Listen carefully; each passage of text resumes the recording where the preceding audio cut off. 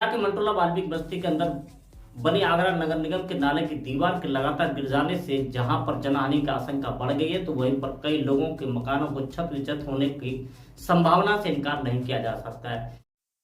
आगरा के थाना मंटोला के अंतर्गत सरवट्टी वाल्मीकि बस्ती में आगरा नगर निगम के द्वारा बनाया गया बहुत पुराना नाला है। नाले की दीवारें पूरी तरीके से जर्जर हो गई हैं, जिसकी वजह से अब वो गिरने लगी हैं। नाले की दीवारें गिरने के कारण जहां लोगों के मकानों में दरार आने लगी है, तो वहीं पर मकान भी अब ढहने की आशंका होने लगी है। इसको लेकर के जहां पर क्षेत्रीय निवासियों का रात आंखों में कट रही है, कहीं दीवार ना गिर जाए और उसकी वजह से मकान ना बैठ जाए। इसको लेकर के जहां पर कर्मचारी नेताओं ने कल जिलाधिकारी आगरा से मुलाकात की थी, तो वहीं पर नगर आयुक्त से इस दीवार को बनाए जाने की मांग की थी।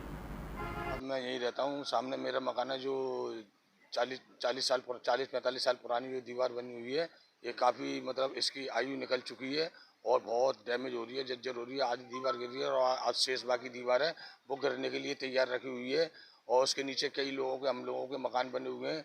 अब ये क्या कहते हैं, बारिश में, आने वाली बारिश में अगर ये दीवार गिरती है तो बहुत जनहानि हो सकती है, बहुत लोग मर सकते हैं।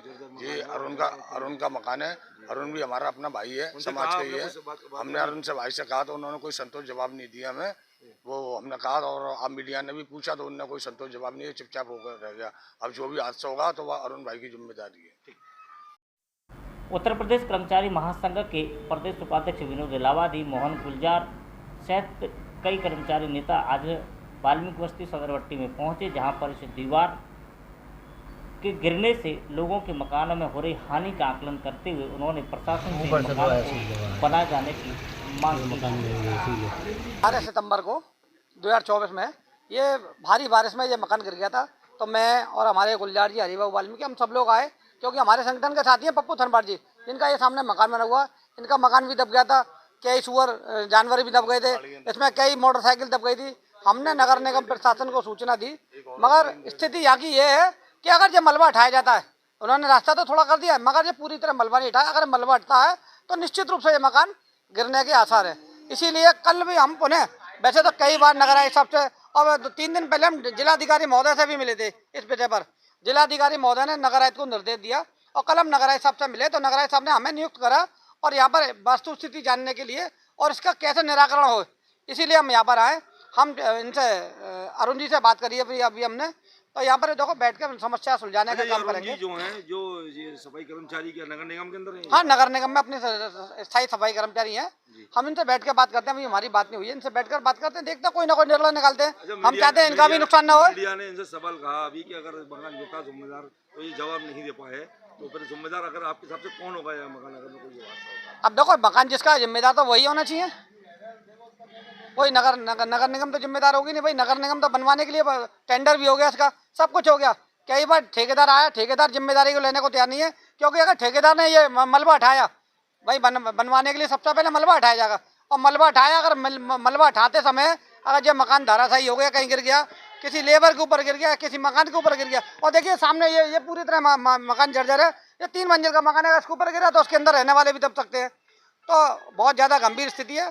मैं नगर आयुक्त साहब से अनुरोध करूंगा कि पुलिस की स्थिति, पुलिस को यहाँ पर बुला, पुलिस की देखरेख में इसका निर्माण कराया जाए, क्योंकि अगर बरसात से पूर्व इसका निर्माण नहीं कराया गया तो बरसात में अगर ये गिरा तो बहुत बड़ी जनहानि हो सकती है, जिसकी समस्त जिम्मेदारी नगर निगम और जिला प्रशासन की होगी।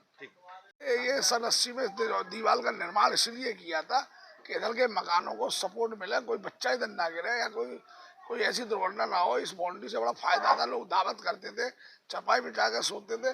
लेकिन ये दीवार चौके जर्जर हो गई थी, पुरानी हो गई, बरसात में ये दीवार गिरी है, इसमें कई मोटरसाइकिल दब गई, साइकिलें दब गई, कई जानवर दब गए, एक लेडीज भी घायल हुई है। ये स्थिति अब आगे जो है, क्योंकि यह टेंडर भी हो गया, हम नगर उससे बराबर संपर्क में, और डीएम से भी हमने मुलाकात की है। डीएम ने स्वयं कहा कि अगर राजी से मानते हैं तो ठीक है, नहीं पुलिस प्रशासन द्वारा उनके खिलाफ कार्रवाई होगी। इसमें एक मकान दिखाया जा रहा है जो बीच के अंदर आ रहा है, रोड के बीच में आ रहा है और उसके अंदर दिख रहा है वो मकान भी जर्जर है पूरा। अगर वो मकान गिरता है तो उसकी जिम्मेदारी कौन लेगा? देखिए, मकान मालिक की जिम्मेदारी लेगा, आपके सामने वो कहे ना कहे, लेकिन जिम्मेदारी तो उसी को जिसका मकान है जर्जर हालत में। ठेकेदार काम ही नहीं करना चाहता, वो कहता है ये मकान निश्चित रूप 100% गिरेगा। तो हमने जैसा विनोद जी ने बताया, हम लोग भी उनसे बात करते, अगर वो राजी से मकान हटाते ठीक है, प्रशासन हटाएगा। और इसका फंड भी पास कर दिया। अब स्थिति यहाँ आ रही है कि ये जो अवैध रूप से जो मकान बने हुए हैं यहाँ जो सरकारी जमीन पे, या तो ये इसको उतारें भाईबंदी के नाते, और इसको उतारते नहीं है, और नीचे अगर कोई गड्ढा करते हैं, मैं 2 इंजीनियर्स को यहाँ लेके आ चुका हूँ पहले, वो बताते हैं कि जैसे ही भाई साहब हम इसका मलबा हटाएंगे और ये मकान चटके हुए हैं, ये तुरंत गिरेंगे तो लेबर मरेगी, और लेबर मरेगी तो ये इन मकान वालों पे ही जो है मुकदमा होगा। तो इन्हें समझा लें आप। तो हमने पप्पू भाई से कही है, क्योंकि इनके स्थानीय स्तर पे रहने वाले हैं, तो पप्पू भाई इनको समझा रहे हैं कि भाई आप इसको उतार लीजिए मकान को। अब इसमें क्यों देर हो रही है, क्यों नहीं उतार रहे हैं? भाई स्थिति तो जब भी बेकाबू हो जाएगी। अब ये बरसात को इनका मकान भी नहीं झेल पाएगा। ये अब जो बरसात होने वाली है होगी तो इसको नहीं झेल पाएंगे। ये पक्की बात है।